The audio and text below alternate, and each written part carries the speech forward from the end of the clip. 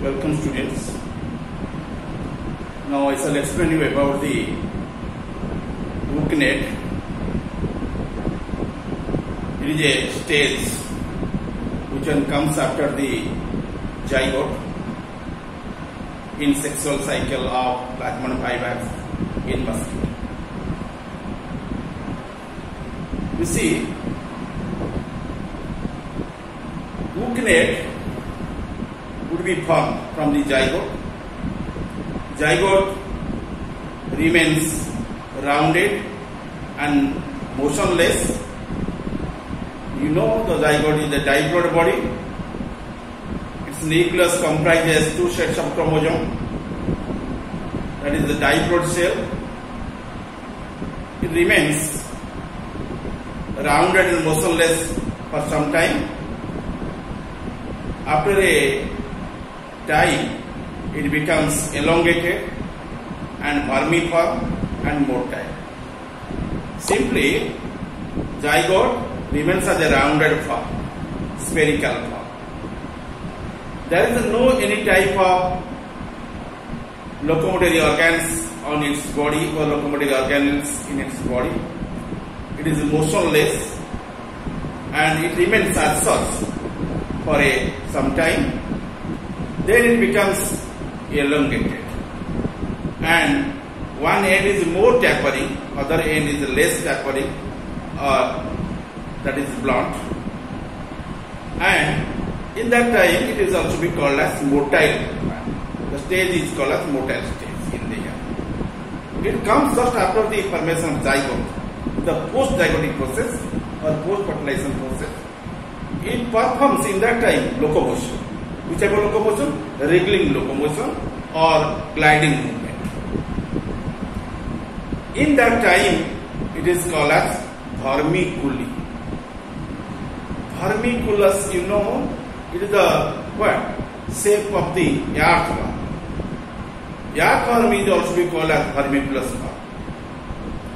Body must be elongated and both the ends are tapering. In that case, you can say it is vermicular form. Here, the parasitic stage would be vermiculi in form. That is called as ookinete. It is one stage. You know, the plasmodium vivax sexual cycle will be completed in the 6 stages: injection by mosquito, gametogony, fertilization, ookinete, encystment, and storage. I already depicted the description on the head of the injection by the mosquito. Gametogony or gametogenesis, thoroughly described about the fertilization. Next topic is called as ookinete. Now I describe about the ookinete, which one generally comes after the zygotic stage or fertilization process. That is called as post-fertilization activity. Okay, this ookinete is very much elongated, near about 15 to 20 micron in its length, but 3 micron in its width. It moves exhibiting gregarious, gliding, bending movements. All the times the parasite can be shows the gregarious movement, that is called gregarious, gliding, bending movements, and it also exhibits the peristaltic movement or peristaltic contractions. By them, generally it comes to the where? To the your stomach, towards the outer of it.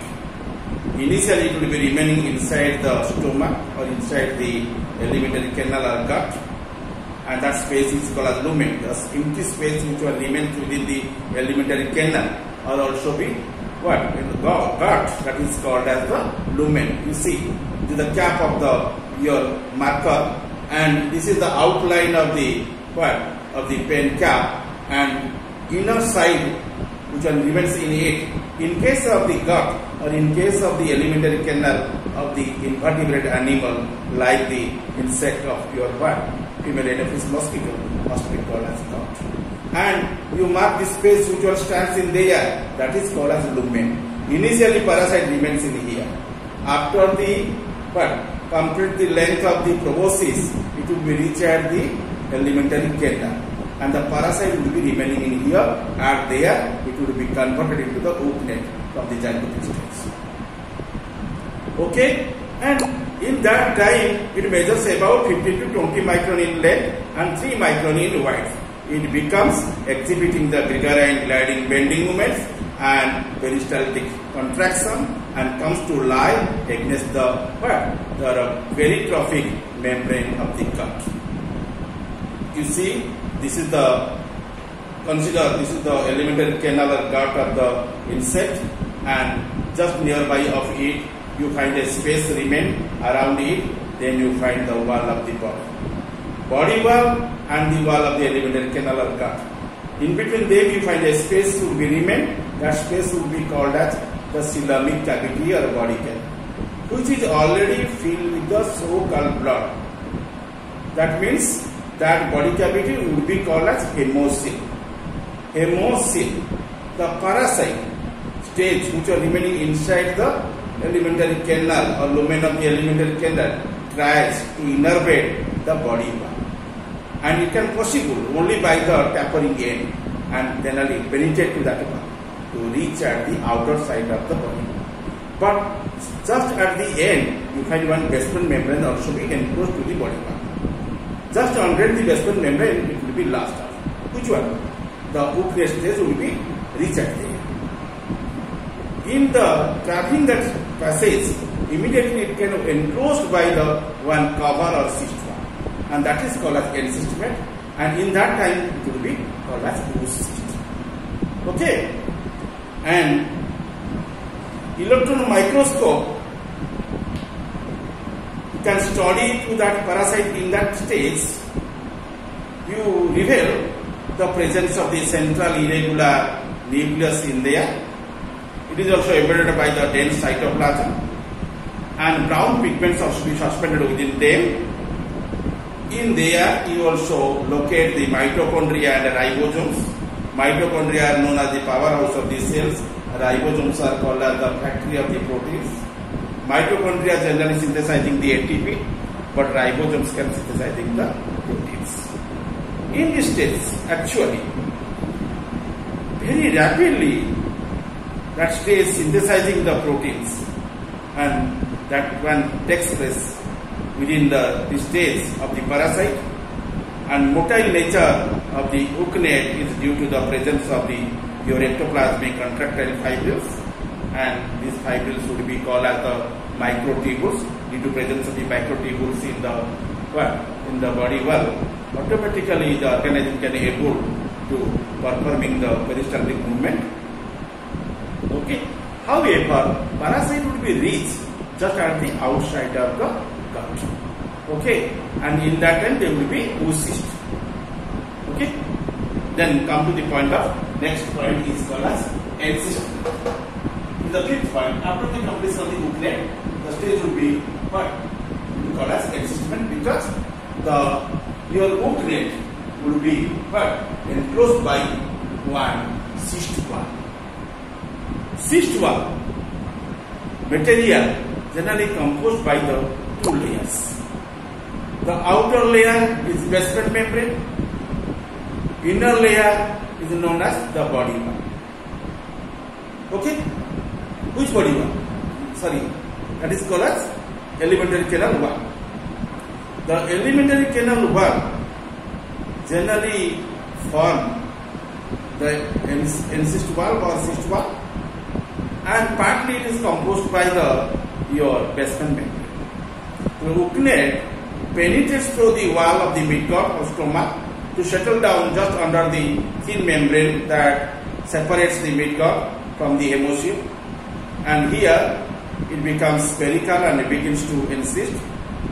All the times you remember, when it is going to be encysted, in that time it will be rounded or spherical in form, and that must be enclosed by a new wall. And the cyst, that is called a cyst wall, that is very much thin or elastic by nature and membranous also, and secreted partly by the ookinete and partly derived from the midgut tissues of the mosquito. The encysted zygote is called as here oocyst. Due to enclosed by the cyst wall, is called as encystment, and that cell which one remain within it, that is known as zygote. Zygote plus cyst were aggregatively called as oocyst, that is otherwise known as the sporoid. The oocyst grow in size and they can now seen on the outside of the midgut of the stomach, midgut or stomach, as the transparent rounded structures. They may vary from 50 to 500. Okay, number is multiplied in there and also varies from 50 to 500. This amount of the oocyst will be remaining in that same space. There is no place to remain within them, and automatically can giving the pressure to the basement membrane. And you mark there, in that time oocyst is coming to be divided out. Divisional process would be developed in there to divide the contents, which one is called a zygote or sporocyst, and that one generally divide out. Okay, and that stage is known as the oocyst, and the oocyst, or you say that is the so-called zygote, would be divided and redivided. The process which one helps in the division, that is called as sporogony. By the help of this sporogony, your oocyst will be divided up, or sporoid will be divided up and gives up the number of these sporozoites, and sporozoites are infective stage of the parasite. Okay, and it will be formed by this multiplication stage, which one is called as sporogony. After your encystment, you would know about the sporogony. Sporogony is a multiplication stage, and by this stage, the sporocyst, or you can say sporoid, or you can say your oocyst. The oocyst will be divided and gives up the sporozoites. What is the name? Sporozoites. Sporozoites will be developed from it. Okay? To listen regarding the sporogony in detail, sporogony is a multiplication stage. Okay? In this stage, the parasitic stage would be divided and we only know the stage is known as the ookinete stage. D2 embedded by the cyst wall would be called as the oocyst. It is nothing, it is simply zygote. That is a different form of zygote. Zygote here embedded by the cyst wall, and that is also be called as a oocyst, that is otherwise known as sporoid. This sporoid comes under the divisional process, and the division is generally seen in there, that is called as sporogony. Under this sporogony, automatically spores will be formed up, and those spores are called as sporozoites. Specifically, those spores are called as sporozoites. The nucleus divides first by the meiosis. That means the diploid sets going to be reduced, haploid form. Then by repeated mitosis, the number also be raised up there. All the cells which are ultimately formed, they are carrying the haploid sets of chromosomes in their nuclei, and in that time, those are called as sporozoites. And you mark there one sporoid, or you say the oocyst gives up 1,000 sporozoites.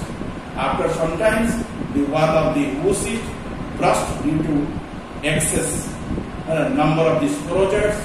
There is no sufficient space to accommodate in there, and also pressure will be exerted on the wall of the oocyst, which one is cyst wall.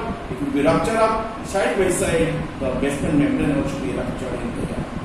So it makes a way to release the sporozoites, and sporozoites are set free and start their individual life in the body cavity of the mosquito. That is called as, that space is called as hemocoel. There are one in here and there in the hemocoel.